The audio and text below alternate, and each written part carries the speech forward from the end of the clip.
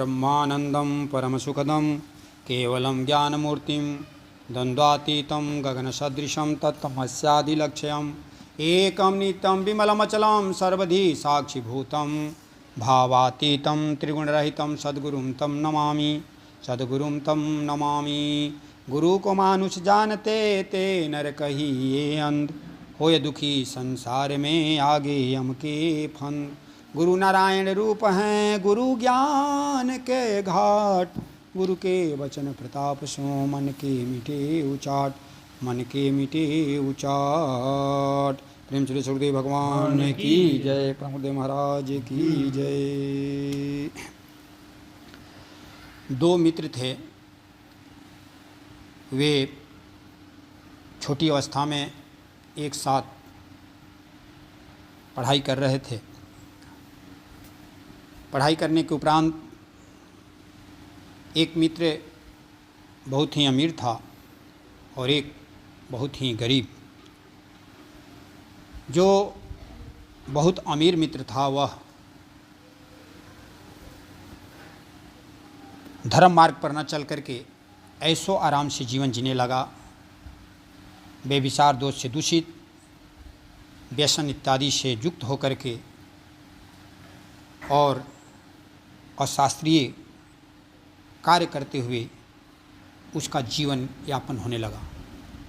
और जो गरीब मित्र था, जिसके पास गरीबी थी, वह धर्मपरायण होकर के जीवन जीने लगा। संतों का संसर्ग करना, आध्यात्मिक शास्त्रों का स्वाध्याय अध्ययन करना और गंगा जी इत्यादि, नर्मदा जी इत्यादि का स्नान करना, तीर्थों में जाना, जो भी एक भक्त का लक्षण होता है, वे सारे लक्षणों से युक्त होकर के जीवन यापन करने लगा जो गरीब था। अब गरीब जो था उसके पास नित्य निरंतर गरीबी आती रही, लेकिन उसने धर्म कर्म को नहीं छोड़ा।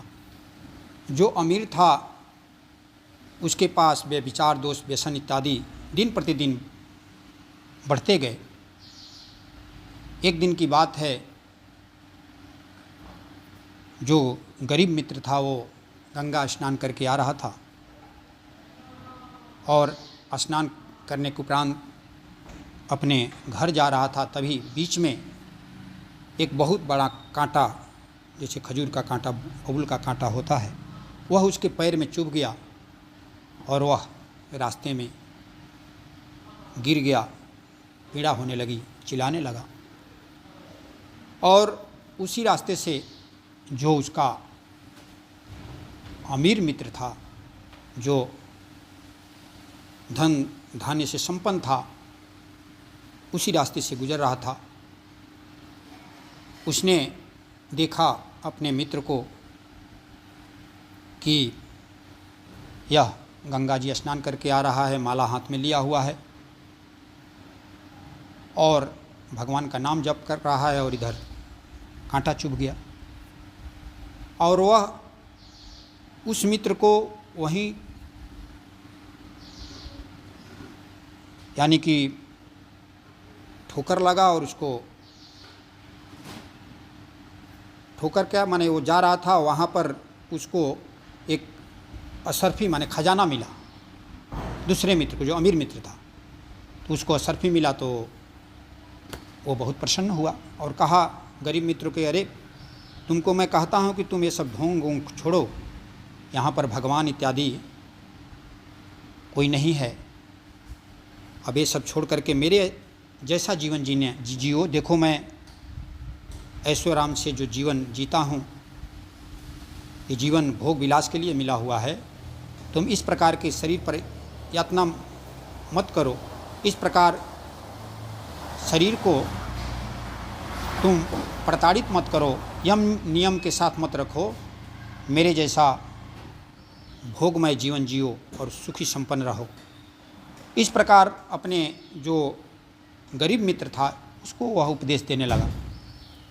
और उसके मन में भी थोड़े समय के लिए विचार आया कि अरे सही लगता है, मित्र सही कह रहा है। ये भोग विलास से जीवन जीता है, ऐशो आराम से जीवन जीता है, सारे दुर्गुण इसके पास हैं, फिर भी यह दिन प्रतिदिन अमीर होता चला जा रहा है। और मैं भगवान का भजन करता हूँ, सब कुछ करता हूँ, और मेरी गरीबी ज्यों की त्यों बनी हुई है, और यहीं पर मेरे को कांटा चुभता है, इसको असरफी मिलता है, इसको धन मिलता है। इससे लगता है कि भगवान के भजन इत्यादि में कुछ रखा हुआ नहीं है। और वह जो अमीर मित्र था वह इस प्रकार कह करके ज्यों ही गया, एक ब्राह्मण भेष में, यानी कि संत स्वभाव वाले वहाँ पर उससे जो गरीब मित्र थे वहाँ पर वो आए, और उन्होंने उससे के पैर से जो कांटा चुभा हुआ था उस कांटा को उन्होंने निकाला, और कांटा निकाल करके उन्होंने कहा कि हे बेटा, आपके अंदर में लगता है कि कोई द्वंद्व चल रहा है। तो उस गरीब मित्र ने कहा कि जी, मेरे अंदर द्वंद्व चल रहा है कि मैं धर्म परायण हूँ, धर्म के अनुसार जीवन जीता हूँ, लेकिन मेरा जीवन इस प्रकार है कि मैं दिन प्रतिदिन गरीबी बढ़ती जा रही है। और देखिए, मैं गंगा स्नान करके आ रहा हूँ, मेरे पैर में इस प्रकार के लोहलुहान हो गया पैर। इस प्रकार वो व्यथित हो रहा था, चित्त से व्यथित था, मन में संताप था। तब उस संत स्वभाव वाले ब्राह्मण ने कहा कि देखो बेटा, तुम जो भगवान का भजन करते हो, भगवान का भजन कभी व्यर्थ नहीं जाता है, और तुमको मन में मलाल नहीं होना चाहिए, मन व्यथित नहीं होना चाहिए। भगवत प्राप्ति करने वाला कोई भी व्यक्ति दुर्गति को प्राप्त नहीं होता है, उसका निरंतर उत्तरोत्तर विकास ही होता है। देखो, वो जो तुम्हारा मित्र था, जिसको तुम बहुत अमीर समझते हो, आज के दिन उसको राजा बनना था, यानी कि पूर्व जन्म में इस प्रकार का कार्य किया है, इतना पुण्य किया है कि आज उसको राजपद पर बैठना था, लेकिन दुष्कर्म और पाप कर्म करने के, पापाचरण करने के चलते उसे राजपद जो मिलना था उसे आज एक थोड़ा सा असरफी मिल गया, उसी में वो संतुष्ट है। और असरफी भी कुछ दिन तक ही रहेगा, इसलिए कि उसका जो स्वभाव व्यवहार है पापाचरण में लगा हुआ है, कुछ दिन में ही समाप्त हो जाएगा। वो व्यसन और व्यभिचार से युक्त है, और फिर जो आज तुम्हारी दुर्गति है, जिसको गरीबी समझ रहे हो, वैसी उसकी स्थिति हो जाएगी। और आज तूने पूर्व जन्म में इस प्रकार का दुष्कर्म किए थे, इस प्रकार का पापाचरण हुआ था, पाप कर्म हुआ था कि आज तुम्हें सूली पर लटकना था, मृत्युदंड था, इतना पाप हुआ था तुम्हारे से। लेकिन आज सत्कर्म करने के चलते, भगवत भजन करने के चलते और नियत कर्म करने के चलते, स्वधर्म में प्रतिष्ठित होने के चलते, भगवान का नित्य निरंतर स्मरण करने के चलते, आज तुम्हारा जो मृत्युदंड था वह एक कांटे चुभ करके उसका समाधान हो गया। मृत्युदंड के जगह तुमको कांटा चुभा और उसका जो प्रायश्चित था वो प्रायश्चित हो गया। अब तुम्हारे जीवन में